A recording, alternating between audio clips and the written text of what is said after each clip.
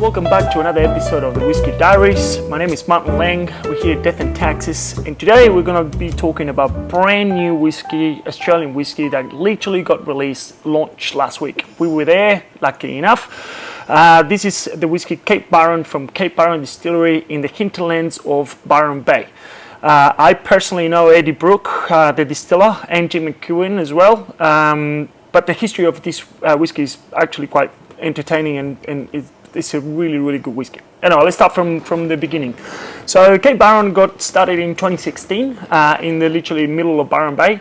The parents of Eddie Brooke, basically they bought in 1988, they bought a heap of hinterland in Byron Bay just to basically, with the purpose of renovating it and just bringing it back to life. Deforestation and a lot of things that happened in Australia in the 80s basically destroyed that area. And they basically planted about thousands and thousands of macadamia nut trees and also eucalyptus trees and a lot of different dying fauna and flora that was dying in Byron Bay.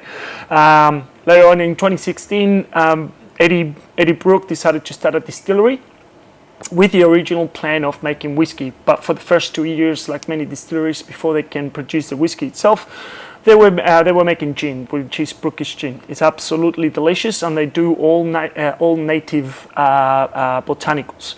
I did the tour a couple of times of the distillery. It's absolutely stunning, and the botanicals that they use, they actually pick them themselves from their farm, from the macadamia nut farm.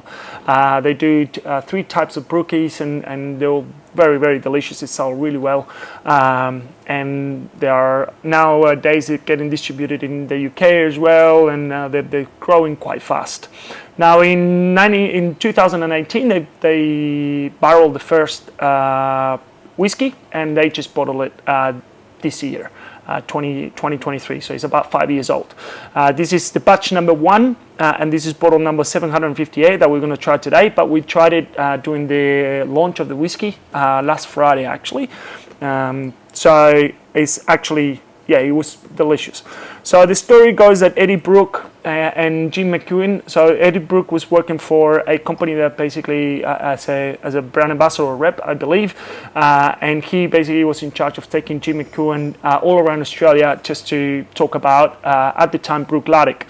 So Jim McEwen being the Master Distiller of Bruichladdich. They became really good friends, and eventually after talking for a while, they decided that they wanted to open a distillery together, and so they did. So Jim McEwen is with Eddie Brooke, they're both master distillers of this whiskey, so you would know that this is going to be a good whiskey from the start. If anybody doesn't know who Jim McEwen is, I suggest you look him up, but basically he's one of the most awarded master distillers in the world.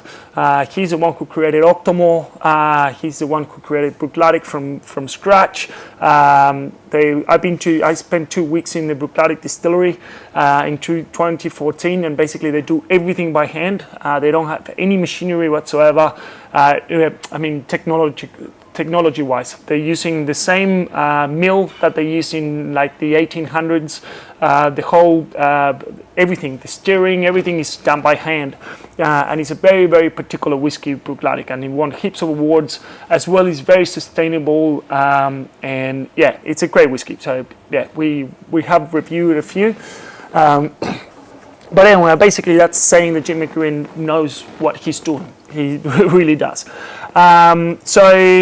The whiskey itself is still in one single copper pot still, and then gets barreled in American oak. Traditional actually 220 liter American oak barrels. In this particular version, the barrels come from Jim Beam, I believe.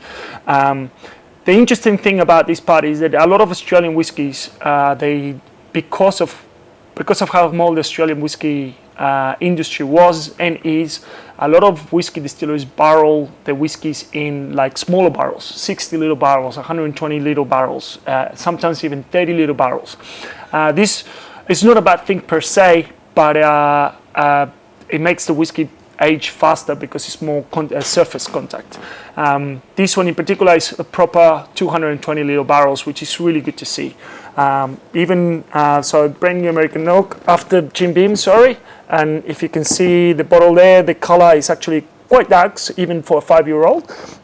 This goes to show, obviously, because Byron Bay is so humid and so hot during summer, and even the winters are not really that cold. We're not talking about Scotland cold.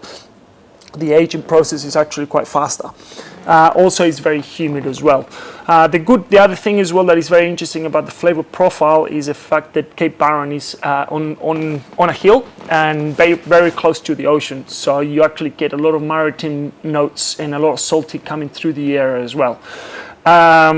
So without further ado, we're just going to try it.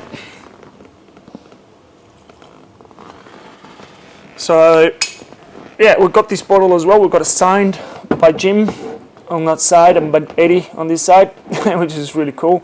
There we go. Wow, that is a fresh, smelling whiskey.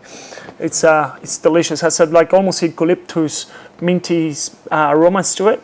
A lot of fruit. It's a very young smelling whiskey, but not in a bad way. Not in a like harsh, but kind of like a fresh.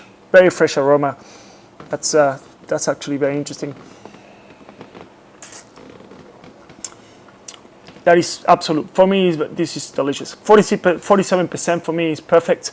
As I always say, 46, 47 for me is a really good way of showcasing the whiskey. It's not so high that you actually need to add water, like a 55 or 60% cask strength. And it's not so low that you just basically the whiskey gets lost.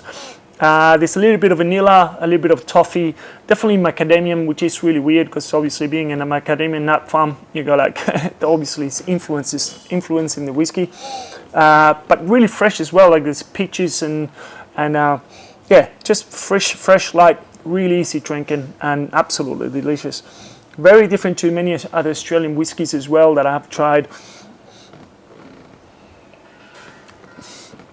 Definitely recommended. Also, the bottle itself, so far for what I know, goes for 140 Australian dollars directly from the distillery. For an Australian whiskey that comes in a 700ml bottle, a 47% alcohol, that actually is really affordable and really well priced. Like if you know, like Sullivan's Cove, starting price is 250. The Lark as well, and they all come in 500ml bottles. And I understand that is because of tax purposes in Australia, and it's very expensive to produce and so on. But these guys are actually, just doing it really affordable to enjoy this whiskey. Highly recommend it. Thank you guys for listening. If you have any whiskey recommendations or anything that you want us to review, please let us know. And we'll see you next time. Slanjaba.